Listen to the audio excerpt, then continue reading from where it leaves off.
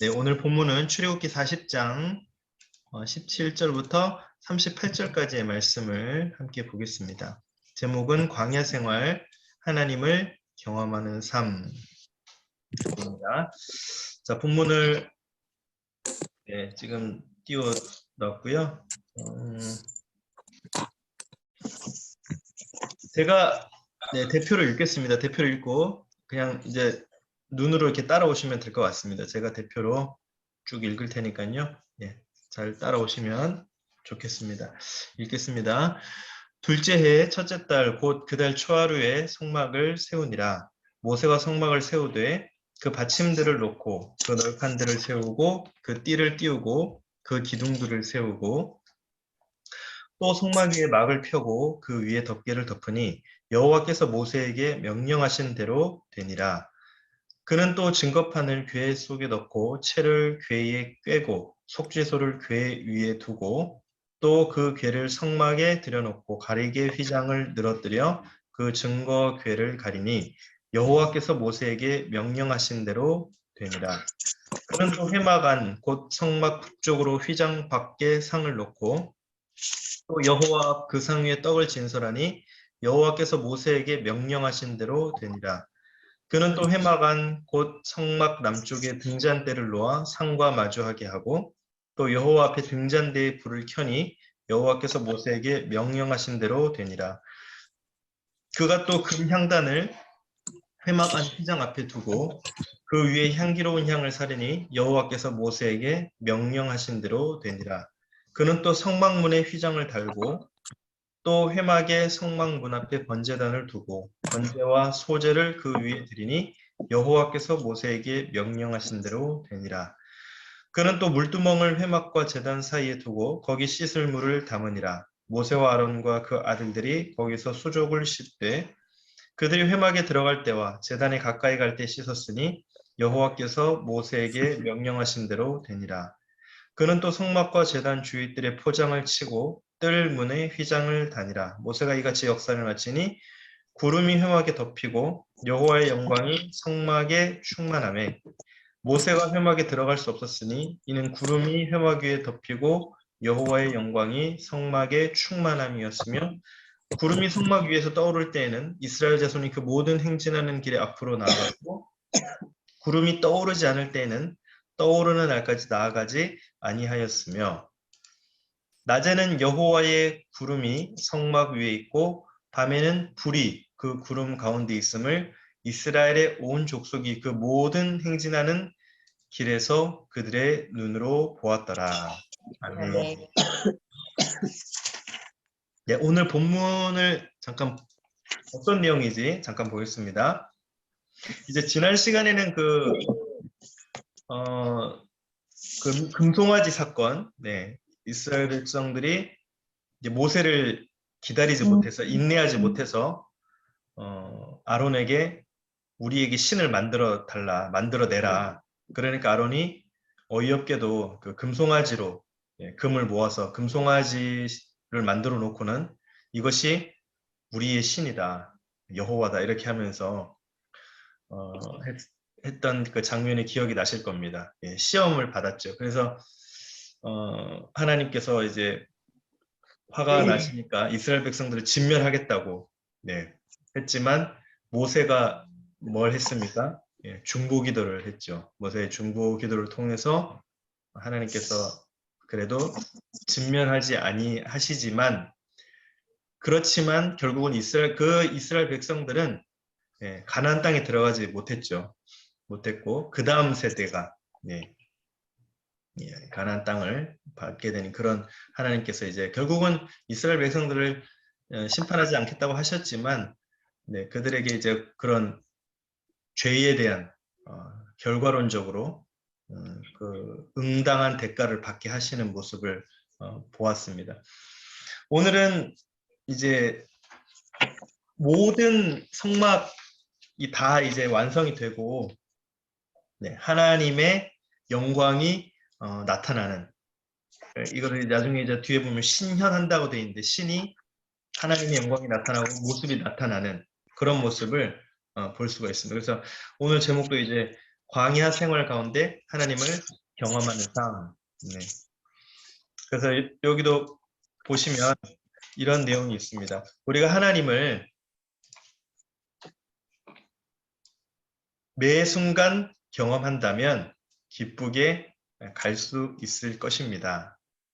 그리고 하나님이 말씀하신 대로 성막이 완성되자 성막에는 구름이 덮이고 하나님의 영광이 임합니다. 그리고 이스라엘 백성 구름과 그 속에 나타나는 불을 보면서 하나님과 동행하는 광야 여정을 시작합니다. 오늘 본문은 그런 내용을 담고 있습니다. 그래서 하나님과 동행하고 하나님을 경험하는 삶이 어떤 삶인가? 어떤 상황 가운데서도 우리가 하나님과 함께 있다면 기쁘게 삶이든 신앙이든 무엇이든지 기쁘고 감사하게 갈 수 있을 텐데 어떤 내용이 들어있는지 한번 계속해서 보도록 할게요. 자, 첫 번째로 오늘 이제 본문을 한번 관찰하고 묵상해 보도록 하겠습니다. 먼저 17절부터 33절의 말씀을 보면요. 성막이 하나님의 말씀대로 완성되고 그 성막 안에 거룩한 비품들이 배치됩니다. 그래서 여러분들이 아마 새벽에도 저희들이 이제 그 말씀을 출애굽기를 계속해서 해왔는 아마 이번 주가 이제 끝날 겁니다. 지금 오늘 제사장의 옷에 대해서 했으니까 이제 아마 내일 주일이면 이게 아마 주일 본문으로 알고 있거든요. 31일 본문으로 알고 있는데 이제 모든 게 다 완성이 되고 될 텐데 뭐 물두멍이든 또 번제단이든 또 그 안에 있는 분향단 또 성소와 지성소 들어가서 속죄 법궤와 언약궤와 속죄소 이런 모든 것들이 이제 다 완성이 되는 그래서 출애굽기 25장에도 그런 걸 한번 언급했었고 또 출애굽기 37장에도 그 성막의 구조와 성막 안에 들어가는 기구들에 대해서 모든 것이 다시 한번 설명이 되는 것을 볼 수가 있거든요. 자, 그러면 오늘 근데 이제 중요한 것은 뭐 몇 규빗이고 길이가 어떻고 그런 거는 여러분들이 아마 또 인터넷 들어가서 찾아보시면 워낙 잘 나와 있습니다. 네. 그 길이나 어떤 구조나 그런 거는 이제 여러분들이 성막 구조 이렇게 딱 한번 쳐보시면 인터넷에 다 잘 나와 있고 한두 번 정도 보시면 다 이해가 되실 겁니다. 근데 이제 여기서 중요한 것은 뭐냐면 이 질문처럼 성막이 조립되고 이제 비품들이 다 배치가 되고 기구가 다 들어갔을 때 여기서 이제 반복적으로 강조되는 것은 무엇입니까? 이렇게 질문을 던졌습니다. 그래서 아마 어떤 기구의 구조나 길이나 어떤 역할이나 이런 것도 참 중요하지만 또 그것이 무엇을 상징하는지 결국은 이제 예수 그리스도 지금 이 구약의 성막은 하나의 모형이면서 그림자죠. 예. 하나님께서 주신 말씀대로 지은 모형이고 또 신약 시대에 오실 예수 그리스도를 그것을 준비하는 모형, 그림자이면서 모형입니다. 예비하는 거죠. 예수 그리스도를 예표하는, 나타내는 그런 성막이라고 할 수 있겠습니다. 그러면서 중요한 것이 뭐냐면 반복적으로 강조되는 것이 무엇이냐 이렇게 질문을 던졌습니다. 자, 여기 지금 보시면 19절, 21절, 23절에서 쭉 한 7번 정도 반복이 되고 있거든요. 뭐가 반복이 되는가 보니까 모든 것이 하나님이 모세에게 명령하신 대로 되었다는 사실이다. 하나님의 말씀대로. 그러니까 사실 이스라엘 백성들은 언약 공동체잖아요. 이 언약이란 것은 하나님의 말씀으로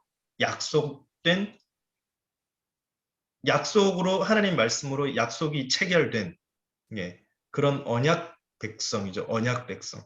그러니까 이 약속이 깨어져 버리면 모든 것이 사실은 물거품이 되고 또 그 관계가 단절되는 이어지지 못하는 것이 되는 것입니다. 그래서 하나님이 모세에게 명령하신 대로 되었다. 말씀하신 대로 이루어졌다라는 것을 알 수가 있습니다. 한번 확인해 볼까요? 자, 19절, 21절 대표적으로 한 21절, 23절 보면요. 네, 여기 제가 색깔을 바꾸어 놨는데 그 글씨를 여호와께서 모세에게 명령하신 대로 되니라. 네, 19절에도 그렇게 되어 있고요. 21절에도 여호와께서 모세에게 명령하신 대로 되니라. 23절에도 여호와께서 모세에게 명령하신 대로 되니라. 네, 뒤에도 계속 나오죠. 25절 또 아까 나온 대로 쭉 나옵니다. 자, 해설 부분을 한번 보죠. 이제 여기 보면 아까 말씀드린 그런 설명이 쭉 나옵니다. 네. 성막의 기물들이 소개되고 있고 또 그 기물들을 이용해서 이제 제사를 드리는데 뭐 성막의 골격과 덮개, 뭐 증거판이 담긴 언약궤 법궤죠. 또 진설상과 진설병이란 것은 이제 진설, 떡을 이 병이란 건 떡이잖아요. 그래서 떡을 진설하는 상, 진설 그 진설하는 곳, 예, 진설상, 떡상이죠, 떡상, 예, 떡상이라고 생각하시면 되겠고요. 그다음 등잔대와 등불. 성막안은 그 구조를 보시면 여러분도 아시겠지만 특별히 그 성소와 지성소가 있는 것은 덮개가 있잖아요.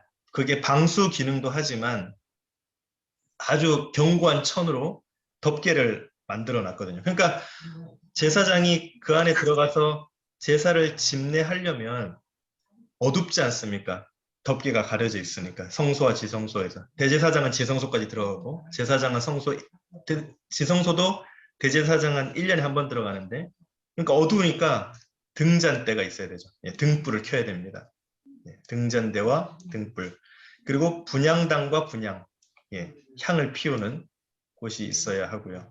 또 번제당과 제사 물두멍은 뜰에 있었죠. 뜰 성소와 지성소인 곳이 아니라 바깥 뜰에 물두멍이 있었습니다. 물두멍은 제사장들이 하기 전에 손을 씻는 정결을 의미하는 거고요. 또 성막들 포장과 뜰문의 휘장 이런 것들이 이제 다 돼 있는데 이제 정작 중요한 것은 뭐냐면 네, 여호와께서 모세에게 명령하신 대로 되니라. 네, 결국은 성막 건조가 하나님의 말씀대로 이루어졌다는 것을 알 수 있습니다. 그리고 이것은 중간에 갑자기 툭 튀어나온 그런 게 아니라 처음부터 성막 건조를 시작한 그 처음부터 하나님께서 모세에게 하신 말씀이고 사실은 태초부터 아니 그 전부터 하나님은 말씀으로 세상을 창조하시고 말씀으로 인간을 창조하시고 모든 것이 하나님의 말씀에서 시작되고 말씀에서 비롯되었다라는 것을 알 수 있습니다. 그래서 첫 번째 관찰과 묵상에서는 하나님의 말씀대로 모든 것이 이루어졌다, 성취되었다. 네, 이것을 좀 기억하시고 가시면 좋겠습니다. 네, 그 다음에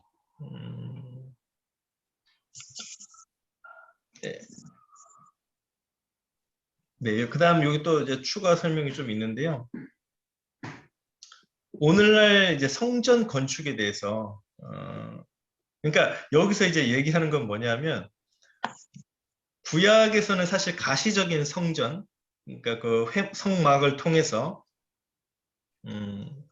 하나님의 영광을 보고 그곳에서 이제 예배를 드린 거죠, 사실은. 예배를 드렸는데 이제 오늘날 우리에게 적용해 보면 성전이 무엇이냐 하는 것입니다. 네. 성전이 그러니까 이제 성전이 결국은 가시적인 눈에 보이는 육안으로 볼 수 있는 성전 그것도 성전이지만 결국 신약 시대에 와서 예수님께서 교회의 머리로서 교회가 세워지고 피값으로 교회를 세우신 그 성전 그리고 그 성전은 결국 무엇을 나타내느냐 무엇을 의미하느냐 누가 성전이냐 그걸 이제 질문하는 것이죠. 누가 성전입니까? 예. 나 한 사람 한 사람이 성전이죠. 예, 저와 여러분들 모두 우리 성도님들 또 이 시간에 함께 있는 모든 분들이 다 한 분 한 분이 성전이라고 할 수 있습니다. 그래서 정말 중요한 것은 성전을 세운다. 성전을 우리가 뭐 한다 할 때 물론 이제 우리가 교회를 건축하는 것도 생각할 수 있겠죠. 건물을 세우는 것. 일단 눈에 보이는 건물을 세워나가는 것도 중요하지만 나 한 사람 한 사람이 예수 그리스도의 몸된 성전이다. 나로 인하여서 교회가 세워지고 교회의 한 부분이 채워지고 몸의 각 부분이 이루어져서 몸이 온전히 정상적인 육체가 활동을 하듯이 네, 하나님과 나와의 관계에 있어서도 그렇다라는 것을 이야기하고 있습니다. 그래서 에베소서 2장 19절 말씀에 보니까요. 아까 그 앞에 있었잖아요. 에베소서 2장 19절 말씀 한번 보니까 이렇게 되어 있습니다. 그러므로 이제부터 여러분은 외국 사람이나 나그네가 아니요 성도들과 함께 시민이며 하나님의 가족입니다. 여러분은 사도들과 예언자들이 놓은 기초 위에 세워진 건물이며 그리스도 예수가 그 모퉁이 돌이 되십니다. 그리스도 안에서 건물 전체가 서로 연결되어서 주님 안에서 자라서 성전이 됩니다. 그리스도 안에서 여러분과 함께 세워져서 하나님이 성령으로 거하실 처소가 됩니다. 네, 저와 여러분들이 하나님의 성령이 거하는 처소라고 이야기합니다. 그래서 제가 지난번에도 한번 그 말씀을 드린 것 같아요. 우리가 지금 코로나로 인해서 물론 인원이 모이고 이제 위드 코로나가 되면 더 많이 모일 수도 있겠습니다. 백신 접종을 완료하고 하면 다 잘 될 수 있겠지만 결국은 중요한 것은 지금 내가 공동체를 잃어버렸다. 내가 지금 뭔가 공동체에 소속되어 있는 것 같지 않다. 이렇게 생각하는 분들에게는 이렇게 또 다르게 생각할 수 있을 것 같습니다. 우리가 현재 모일 수 없다 할지라도 우리는 말씀과 기도와 성령 안에서 연결되어 있다. 네, 하나로 연결되어 있다. 왜냐하면 똑같은 말씀을 받고 한 주간을 살아가고 신앙생활을 하고 또 성령 안에서 함께 기도하면서 서로를 기억하고 하니까 우리가 주님의 몸된 성전으로서 어느 곳에 있든지 또 무엇을 하든지 하나로 연결되어 있다라는 것을 좀 기억하면 그것이 이 코로나 시대에 또 앞으로 어떤 상황이 될지 모르겠습니다. 아무도 대답할 수 없는 그런 질문을 던질 수 있겠죠. 앞으로 코로나보다 더한 또 뭐 팬데믹이나 전염병이 또 올 수 있잖아요. 그럼 그럴 때마다 우리 교회가 이런 이제 상황을 맞이할 수도 있을 텐데 모이지 못하고 또 함께 할 수 없는 상황이 될 수 있을 텐데 그때 우리는 어떻게 대처해야 될 것인가 한번 그런 큰 측면에서 좀 한번 우리가 생각해 볼 필요가 있지 않나 싶습니다. 네. 자, 두 번째 질문 한번 볼까요? 지성소에 있는 증거궤 속에는 무엇이 들어있습니까? 이 증거궤, 언약궤, 법궤 다 같은 말입니다. 이제 이 증거궤 속에는 이 증거궤는 저기 있었죠. 지성소에 있었죠. 성소를 통해서 지성소로 들어가는데 지극히 더 거룩한 지성소로 들어가게 되는데 증거궤 속에는 무엇이 들어있습니까? 예, 오늘 본문에는 20절, 21절에는 증거판 말씀입니다. 말씀이 들어있어서 성막의 중심에 말씀이 있다는 것을 보여줍니다. 한번 볼까요? 20절, 21절, 22절. 그는 또 증거판, 여기서는 증거판이라고 그랬죠. 증거판을 궤 속에 넣고 채를 궤 위에 꿰고, 채라는 것은 이제 어깨에 멜 수 있도록 그 궤가 그냥 손으로 드는 게 아니라 채를 꿰는 거죠. 꿰서 어깨에 멜 수 있도록 이렇게 속죄소를 그 위에 두고 또 그 궤를 성막에 들여놓고 가리개 휘장을 늘어뜨려. 그러니까 보이지 않도록 또 휘장을 늘어뜨리는 겁니다. 문양을 넣어서 휘장을 늘어뜨리고 그 증거궤를 가리니 여호와께서 모세에게 명령하신 대로 되니라. 그는 또 회막안 곧 성막 북쪽으로 휘장 밖에 상을로. 그러니까 결국 증거궤, 언약궤, 법궤 이 안에는 뭐가 있었냐면 말씀이 있었다. 증거판. 이 본문에서는 증거판이라고 했는데요. 이제 그것은 하나님의 말씀이다. 이 증거판은 누가 받아왔죠? 예, 여기 보시면 증거판은 모세가 시내산에서 하나님께 친히 받은 뭡니까? 십계명입니다. 네, 십계명을 받아서 그래서 지난 시간에 본 것도 그거잖아요. 이 모세가 시내산에 올라가서 하나님으로부터 십계명 말씀을 증거판 말씀을 받아서 내려오려고 했는데 그때 시간이 오래 지체가 되니까 이스라엘 백성들이 아론에게 막 따지고 막 금송아지를 우리의 위한 신을 만들어 달라. 이 씨는 지금 어디로 갔느냐 막 그러면서 따져 묻죠. 그때 아론이 금송아지를 만드는 그런 죄를 범하게 됩니다. 십계명을 기록한 돌판을 증거판이라고 하는 것은 십계명이 언약의 증거물이기 때문입니다. 여기도 언약이라는 것이 강조가 됐죠. 예, 언약의 증거물. 그러니까 언약이란 것은 말씀으로 약속이 됐다. 말씀으로 신뢰가 쌓였다. 말씀으로 약속이 되어서 계약이 체결되었다. 예, 이런 의미가 있습니다. 그거의 증거물이기 때문에 증거판이라고 합니다. 성막은 바로 그 언약을 증거하는 장소입니다. 그러니까 성막은 곧 언약. 이렇게 생각하시면 되겠죠. 성막은 곧 언약. 예. 시내산 정상의 성소가 땅의 성막으로 강림한 것입니다. 그래서 이스라엘 백성은 성막을 진영의 가장 중심에 위치시켰다. 그래서 이스라엘이 우리가 보통 성막 공동체라고 하는데 이 성막 공동체라는 말은 곧 언약 공동체다. 약속의 공동체다. 말씀으로 약속이 이루어진 약속이 돼서 서로 신뢰가 되는 그런 말씀 공동체, 언약 공동체라는 것을 알 수가 있습니다. 그래서 제가 지난 시간에도 말씀이 중요하다. 우리 기독교는 말씀의 종교다라고 말씀을 드렸죠. 우리 기독교는 예전의 종교가 아닙니다. 말씀의 종교다. 이렇게 말씀을 드렸죠. 자, 민수기 2장 2절을 한번 볼까요? 이스라엘 자손이 진을 칠 때에는 회막을 중심으로 하여 네, 회막이 항상 중심에 있습니다. 성막, 회막이 성막입니다. 회막을 중심으로 하여 그 둘레에 진을 쳤다. 네. 그래서 항상 12지파가 진을 칠 때도 낮에 구름이 일어나면 뜨면 출발하고 다시 멈추면 그 자리에 멈춰서 하나님이 멈추라고 하신 것을 기억하고 회막을 중심으로 12지파가 각기 진을 쳤다는 것을 알 수 있습니다. 그래서 항상 중심에 회막, 성막 공동체는 곧 언약 공동체 그것을 알 수가 있죠. 나눔 첫 번째 한번 볼까요? 자, 여기서 그러니까 여기 관찰과 묵상 첫 번째는 계속 강조하는 것은 아까 첫 번째는 뭐였습니까? 하나님의 말씀대로 되었다. 네. 아까 7번이나 언급됐다고 말씀을 드렸죠. 하나님이 모세에게 명령하신 대로 모든 것이 이루어졌다. 되었다.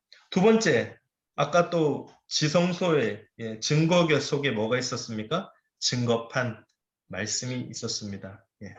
증거판은 뭐라고 했죠? 언약의 증거로 증거판이 있었죠. 십계명. 예. 그래서 중요한 것은 이제 여기서 강조하려는 것은 그건 것 같아요. 얼마나 순종을 하느냐 말씀에. 네. 그래서 지난번에 또 그런 말씀 한번 저도 기억이 나는데 거룩은 무엇이냐? 우리가 거룩이라는 것은 뭐 여러 가지 사람마다 좀 성도님들마다 신앙인들마다 다르게 표현할 수 있겠지만 거룩이 곧 순종이다. 거룩은 순종이다. 이런 말씀을 드렸거든요.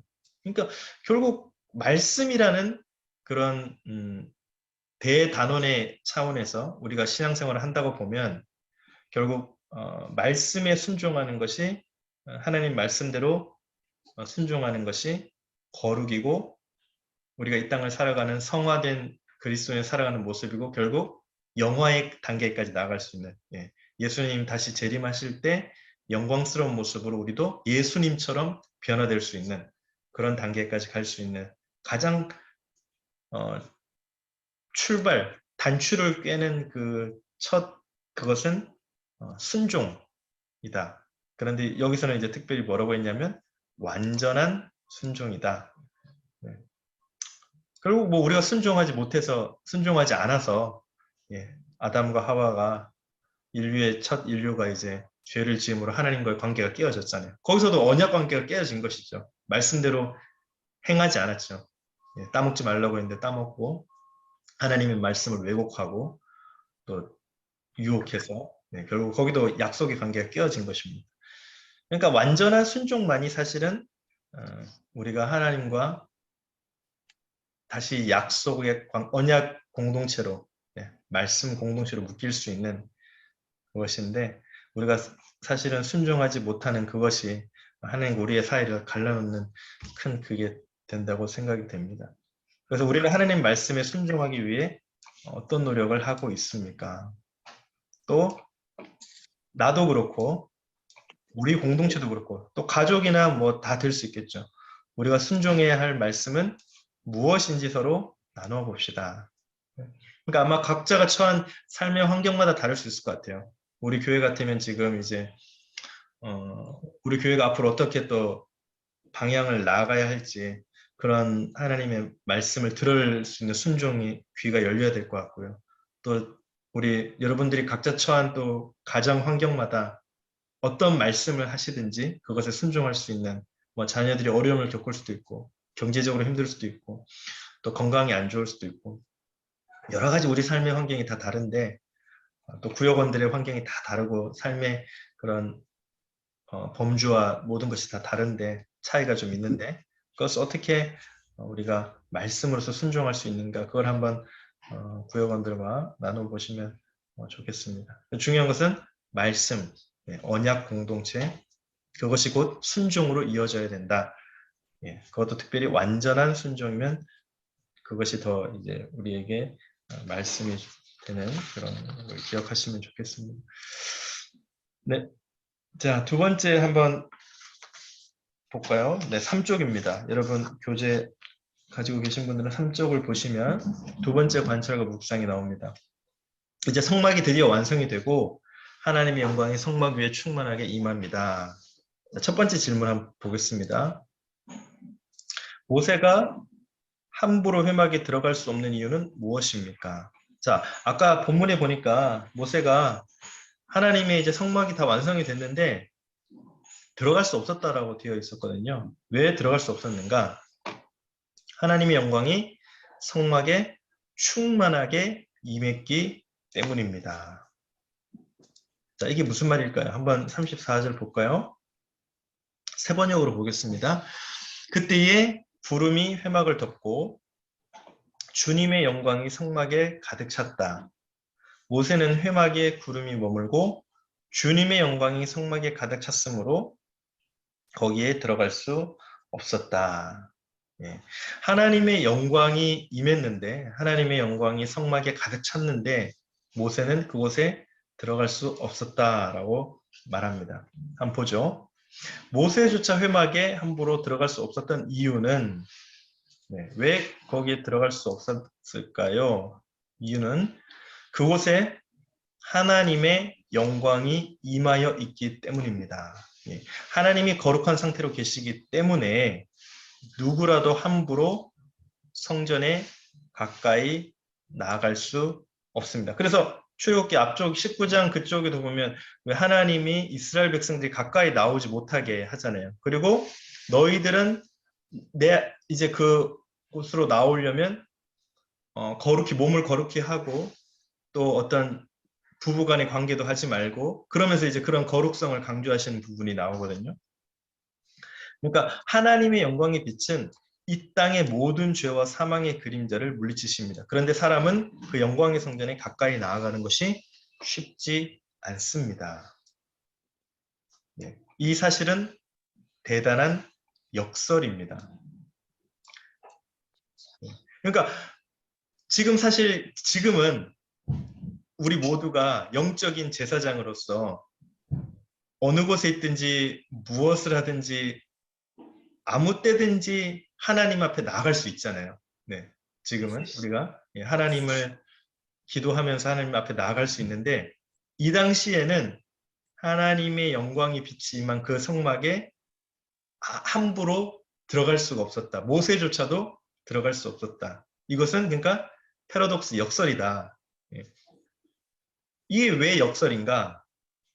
하나님의 큰 역사의 그 선상에서 본다면 결국은 예수께서 이 왜곡된 역설을 바로잡기 위해 이 땅에 내려오셨다. 예수님의 성육신이 예수께서 하나님께서 몸을 입고 이 땅에 인간의 몸으로 이 땅에 오신 것이 바로 이 땅에 성전이 된 사건이다.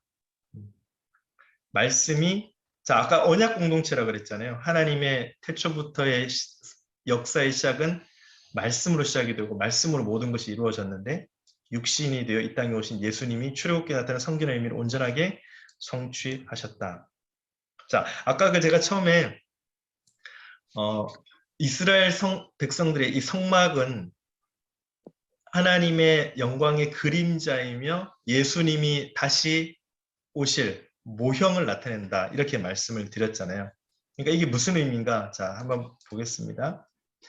제가 요즘 히브리서를 이렇게 그 바이블 칼리지를 통해서 같이 좀 나누고 있는데 히브리서에 보면 이걸 통해서 보면 조금 말씀이 조금 이해하기가 수월할 것 같습니다. 히브리서 4장 14절에 보면 우리에게 큰 대제사장이 계시니 승천하시니 곧 하나님의 아들 예수시라. 우리가 믿는 도리를 굳게 잡을지어다.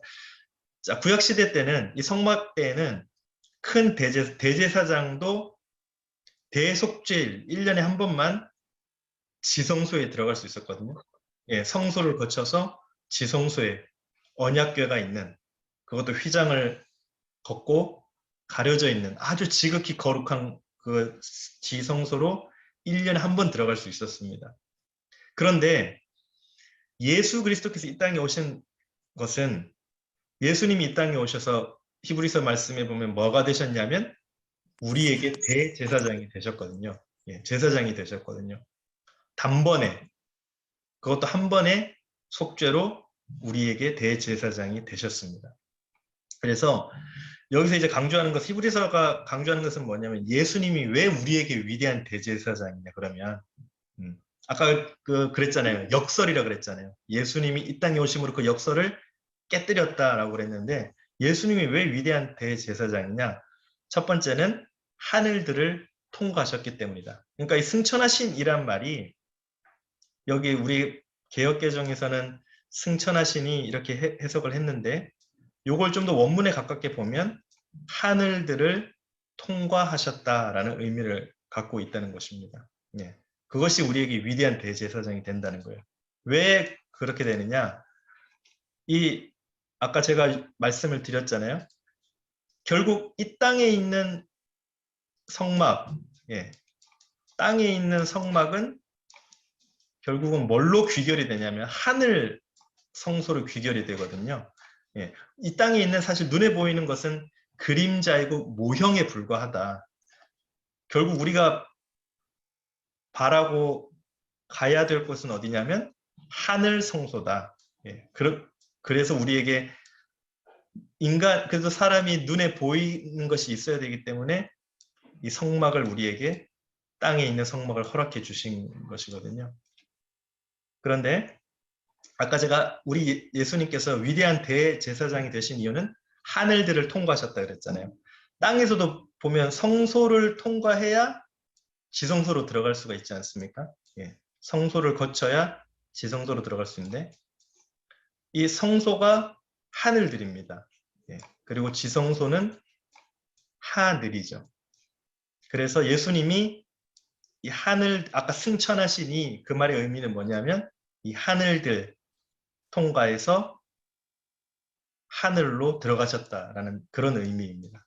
그러니까 성소를 통과해서 지성소로 들어가셨다.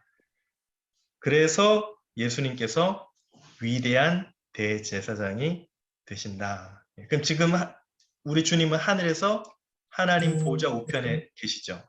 하나님 보좌 우편에 우리 주님이 계십니다. 그래서 하늘들은 성소고 하늘은 지성소다. 그런 의미를 갖고 있습니다. 그래서 우리 주님이 위대한 대제사장이다라는 거고 두 번째는 첫 번째는 아까 하늘들을 통과하셨기 때문에 지금 지성소에 계시는 거고요. 두 번째는 하나님의 아들이시기 때문에 그렇다. 네. 하나님의 아들.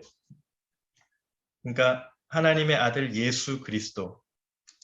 그것을 이해하면 좋겠습니다. 그래서 히브리서에 보면 이제 히브리서 1장에서는 하나님의 아들 그러면 신적 지위를 나타내는 표현으로 쓰였고요. 예수 그러면 아들의 인성.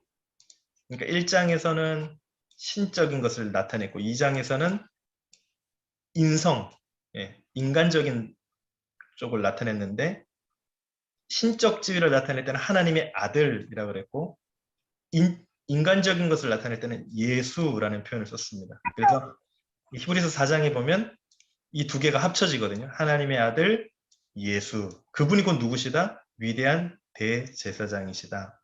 네. 하나님의 아들 예수는 신성과 인성을 소유한 대제사장. 그래서 위대한 대제사장이시다. 네. 그래서 아까 네. 그 역설을 바로 잡기 위해서 예수님의 그 성육신의 모습으로 오신 것이 바로 우리에게 나타나신 것이고 결국은 구약시대 그 성막을 보여주었던 것은 짓게 했던 것은 무엇으로 귀결되기 위해서 하늘 성소로 하늘 성소로 귀결되기 위해서 그렇게 한 것이다. 결국 그 예수님께서 하늘들을 거쳐서 하늘로 올라가셔서 지금은 하나님 보좌 우편에 계시다. 그러니까 이제 이걸 왜 설명드리냐면 아까 그 첫 번째 질문이었죠. 하나님의 영광이 성막에 충만했기 때문에 모세가 들어갈 수 없었다. 그것을 이제 설명하기 위해서 그걸 말씀드렸습니다. 자, 두 번째는 한번 보겠습니다. 여기 성막에 있는 구름과 불이 이스라엘 백성에게 어떤 역할을 합니까? 구름 기둥, 불 기둥. 자, 이스라엘 백성에게 출발하고 머물 때를 알려주었고 행진하는 동안 성막에 머물러 있어 광야를 지나는 여정 속에서 이스라엘 백성으로 하여금 하나님이 함께 하심을 보게 했습니다. 네. 한번 볼까요? 36절, 38절. 이스라엘 자손은 구름이 성막에서 거치면 진을 거두어 가지고 떠났다. 그러나 구름이 거치지 않으면 거칠 때까지 떠나지 않았다.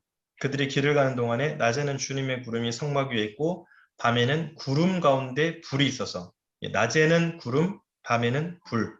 이스라엘 온 자손의 눈앞을 밝혀 주었다. 온 자손의 눈앞을 밝혀 주었다. 우리 사람이 영적인 눈을 떠서 하나님을 알 수만 있다면, 그러니까 사실은 우리에게 육안이 있지만 더 중요한 것은 영안이라고 그때 말씀을 드린 거거든요. 그러니까 영적인 눈이 떼어져야 되는데 사람들은 사실 영적인 것에는 관심이 많이 없죠. 더 관심이 있는 것은 육적인 것에 관심이 많습니다. 우리는 연약한 육신을 가지고 태어났기 때문에 영적인 것보다는 육적인 것에 관심이 많은데 하나님께서 그 이스라엘 자손들의 눈앞을 밝혀주시기 위해서 무엇을 보여주셨냐면 구름과 불을 주셨다. 그래서 구름이 뜨면 길을 가고 또 구름이 뜨지 않으면 거칠 때까지 떠나지 않았다. 밤에는 구름이 보이지 않으니까 불로서 그것을 알려주셨다라고 말씀합니다. 자, 이것이 그럼 무엇을 의미하는가? 구름과 불이 어떤 역할을 하는가? 하나님이 함께 하심이란 것은 알겠는데 이 하나님의 함께 하심 이게 무엇을 나타내는가? 자, 여기서 보니까 이제 구름, 불은 하나님의 신현. 하나님께서 현현하신다 이렇게 말씀하잖아요. 하나님의 신현. 그러니까 영어로는 theophan이라고 하는데 이것은 이제 헬라어로는 데오스와 파이노라는 말이 합쳐진 것입니다. 데오스는 하나님, 그리고 파이노는 하나님이 나타나다, 보이다 이런 의미입니다. 그러니까 데오스와 파이노가 합쳐져서 이 신현이란 말이 나타나게 되었습니다. 이 현상은 구름과 불이 나타난 것은 곧 신현 현상이다. 하나님의 자신의 모습을 드러낼 때 불과 구름 가운데 나타나셨다. 하나님이 직접 하나님의 모습을 하나님을 본 사람이 있습니까? 없습니까? 없죠. 하나님을 본 사람은 없습니다. 하나님을 직접 눈으로 보게 되면 죽을 수밖에 없죠. 하나님의 그 모습을 보는 것은 우리 육신의 눈으로 볼 수도 없을 뿐더러 본다는 것은 곧 죽음을 의미하는데 왜냐하면 너무나 거룩하신 분과 너무나 거룩하지 않은 예, 신과 인간이 그것을 조우한다는 것은 사실 그것은 예, 성립이 될 수가 없죠. 예, 이루어지지 않죠. 하나님 그렇게 하시지 않죠. 그 대신 하나님이 우리에게 인간의 육안으로 볼 수 있는 하나님의 신현 모습들을 종종 보이시는데 그것 중에 하나가 뭐냐면 바로 불과 구름이다. 예. 그래서 성막 위에 구름과 불이 있다는 것은 하나님이 공동체 가운데 임하신다. 하나님이 어떤 여기서는 이제 정적인 하나님이 아니라 다이나믹한 하나님이다. 역동적인 하나님이다. 이렇게 표현을 했는데 이 말은 조금 약간 좀 그런 것 같아요. 그러니까 우리가 정적인 하나님, 역동적인 하나님, 이것도 사실 우리가 지어낸 말이잖아요. 네, 우리가 하나님한테 붙인 거잖아요. 하나님이 정적인지 역동적인지 그건 알 수 없죠. 하나님이 어떤 하나님이신지. 다만 우리가 확신할 수 있는 것은 하나님은 언제나 함께 하시고 하나님께서는 언제나 우리에게 말씀하신다. 그건 알 수 있죠. 하나님이 내가 어떤 상황 가운데 있든지 우리 공동체가 어떤 모습으로 있든지 하나님은 함께 하신다. 돌봐주신다. 역사하신다. 그 믿음이 있지. 여기서 정적인 하나님, 역동적인 하나님.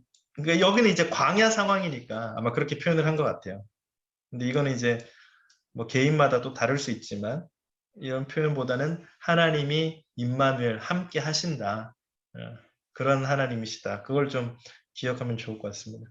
그래서 여기서는 예시를 들었는데요. 예수께서 변화산에서 모습이 변형되실 때, 네, 또 재림하실 때, 승천하셔서 하늘 보좌에 계실 때도 구름 이미지가 나타난다. 이것이 그냥 어떤 하나의 어떤 자연 현상이나 어떤 그냥 뭐 우연히 일어나게 된 그런 현상이 아니라 이것은 뭘 의미하냐면 신현 현상이다. 네. 하나님이 우리 육안으로 볼 수 있게 이제 그런 어떤 자연 현상이나 그런 것들을 이용해서 나타나신 것이다. 네. 이렇게 이해하면 될 것 같습니다. 그래서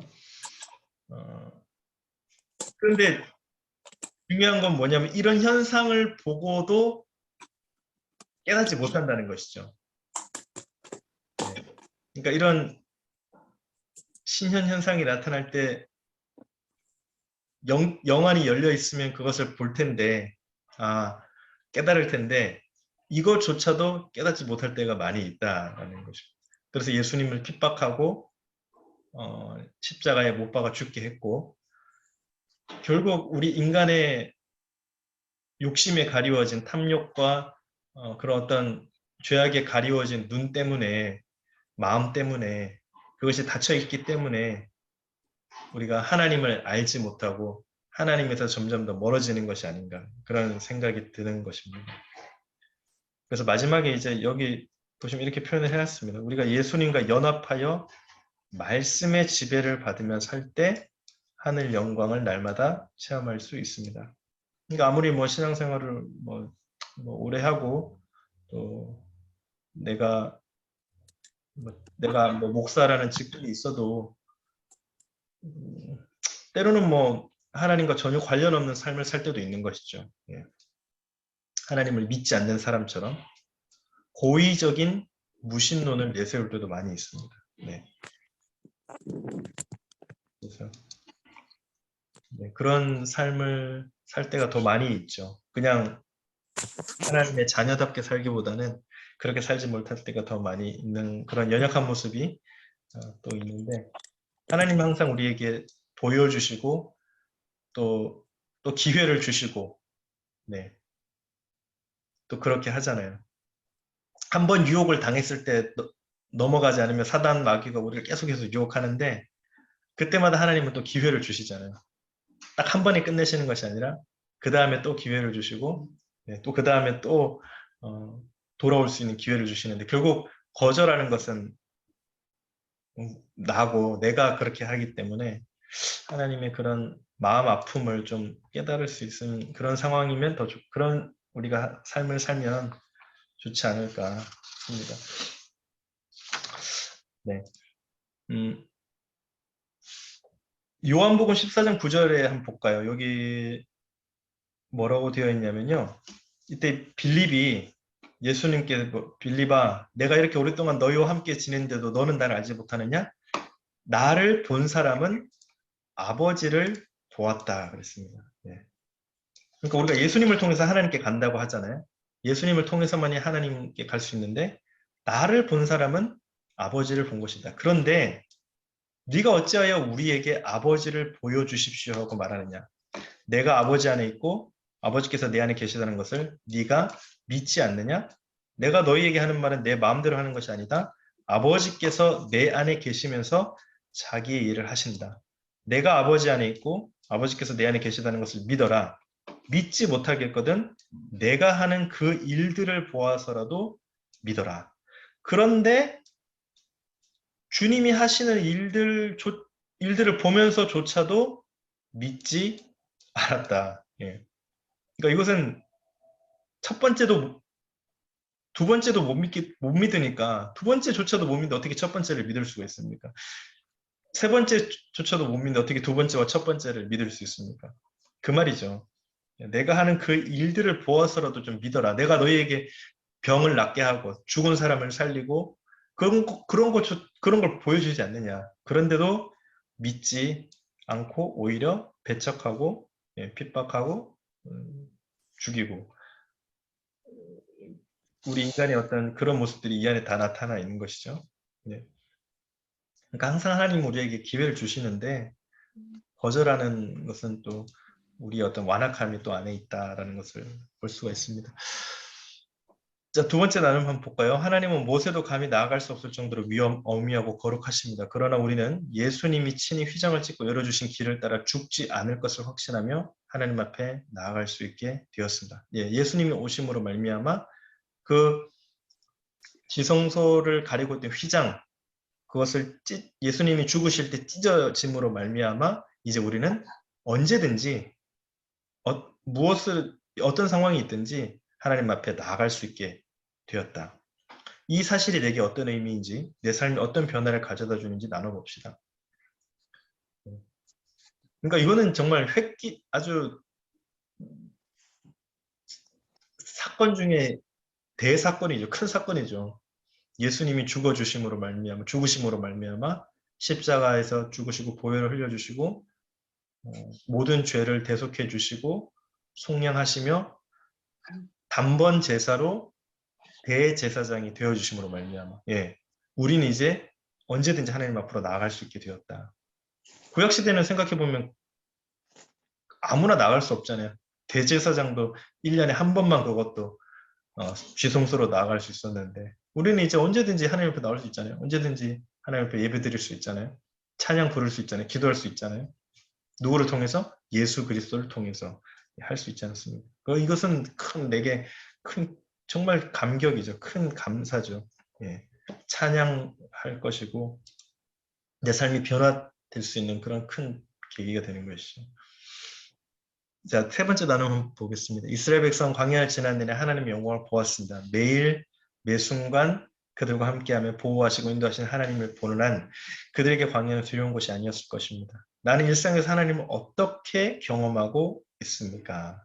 나와 함께 하시는 하나님의 영광을 경험한 일을 서로 나눠봅시다. 여러분은 어떻게 하나님을 경험하십니까? 무엇을 통해서 하나님의 영광을 경험하십니까?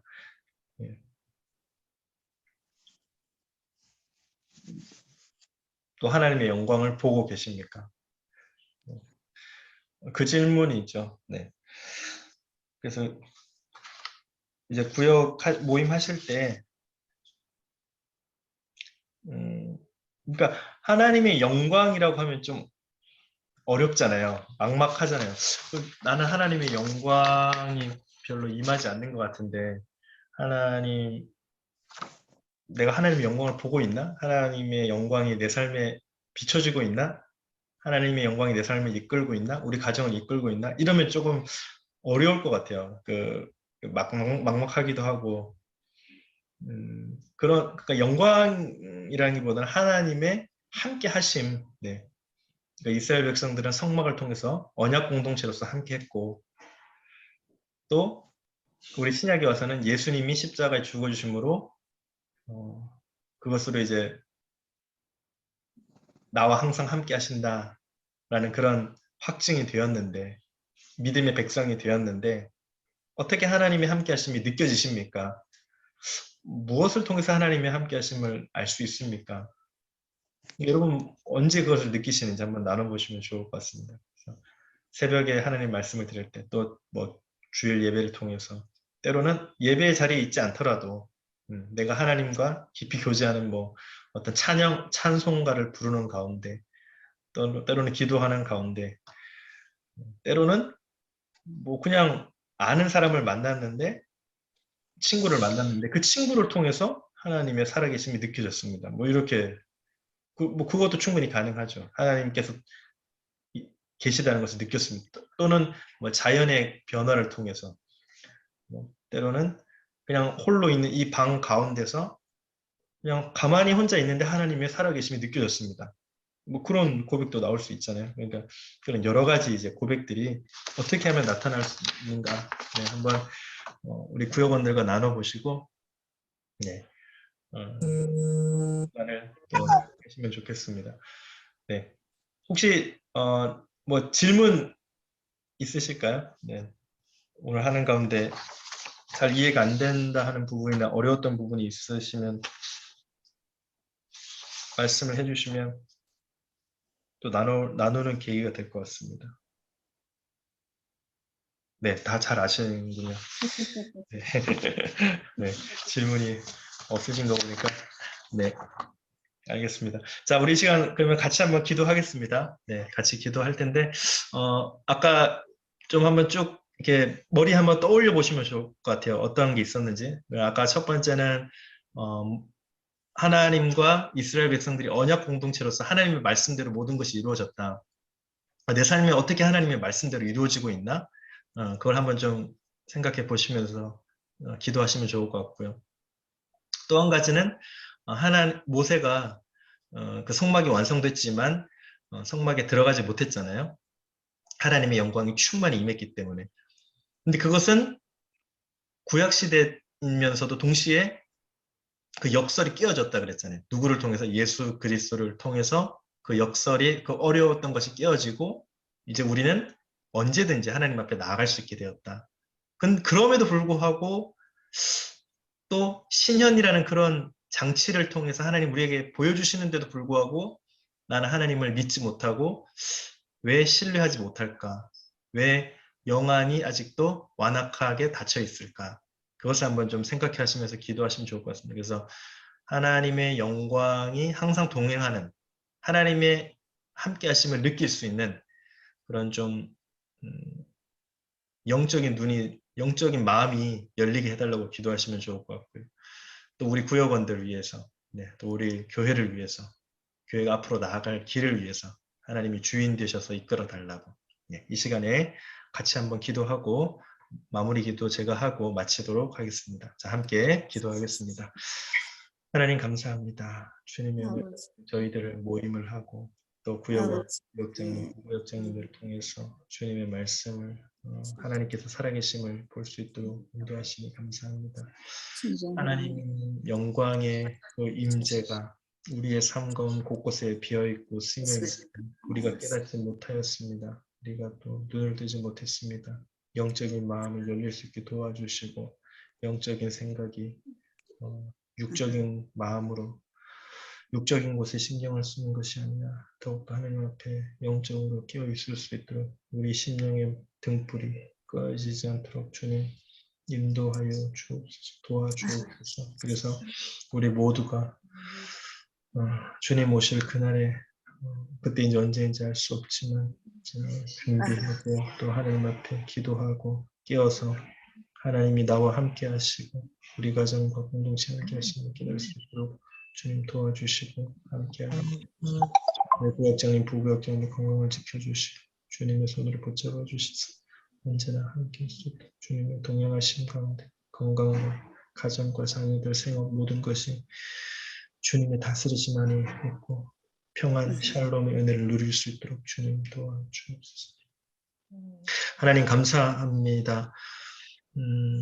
우리 모든 모임을 하며 또 모든 만남 가운데 동행하시고 함께 하시는 주님, 주님은 언제나 우리를 붙잡아 주시고 함께 하신다고 하셨는데 또 말씀하시는데 우리의 연약함 가운데 우리의 불안함 가운데 또 두려움 가운데 죄로 인하여서 하나님과의 관계가 끊어지고 단절되고 또 하나님의 말씀에 순종하지 못함으로 우리 모든 주님의 백성들이 하나님을 기쁘시게 하지 못하는 그런 어두운 곳에 있음을 주님 고백합니다. 그러나 주님 우리를 도와주시고 붙잡아 주시고 또 하나님의 그 역사하신 말씀으로 말미암아 우리의 삶 가운데 언제나 하나님이 나와 함께 하십니다. 또 광야 상황 가운데서도 어려운 상황 가운데서도 함께 하시며 하나님의 영광의 임재의 그 선한 모습과 영향력이 나를 지배하고 있습니다. 우리 가정과 함께하고 있습니다. 라는 믿음의 고백, 믿음의 사람들이 될 수 있도록 주님 도와주시고 우리가 여기서 나눈 모든 것들이 구역원들과 함께 할 때에 주님 선명한 하나님의 나타나신 말씀으로 언약 공동체로 세워질 수 있도록 또 말씀의 구역으로 성장하고 또 더욱더 하나님께 영광이 될 수 있도록 주님 도와주시고 인도하여 주옵소서. 하나님 우리 건강을 지켜주시고 이제 2021년 마무리되고 저물어가는 이 시점에 그냥 우리가 무엇을 해야 할지 손 놓고 있을 것이 아니라 다시 한번 주님 앞에 깨어 기도하며 우리 성령 심령의 등불을 꺼뜨리지 아니하도록 기름을 준비하고 주님 오실 그날을 예비하며 또 눈을 들어 하늘을 바라보고 땅보다는 하늘의 소망을 두고 영적인 것에 더욱더 관심을 가지고 종말의 시간을 살아가는 우리 모두가 될 수 있도록 주님 함께하여 주옵소서. 우리 모든 가족들 지켜주시고 또 다시 만날 때 기쁨과 감사와 또 찬양으로 만날 수 있도록 주님 도와주실 것을 믿습니다. 언제나 우리에게 큰 기쁨과 감사로 살아갈 수 있는 소망의 시간과 눈을 허락하여 주시길 원하며 예수님의 이름으로 기도드립니다. 아멘. 네, 감사합니다. 수고하셨습니다. 네, 수고하셨습니다. 좋습니다. 건강하시고 행복하세요. 감사합니다. 감사합니다.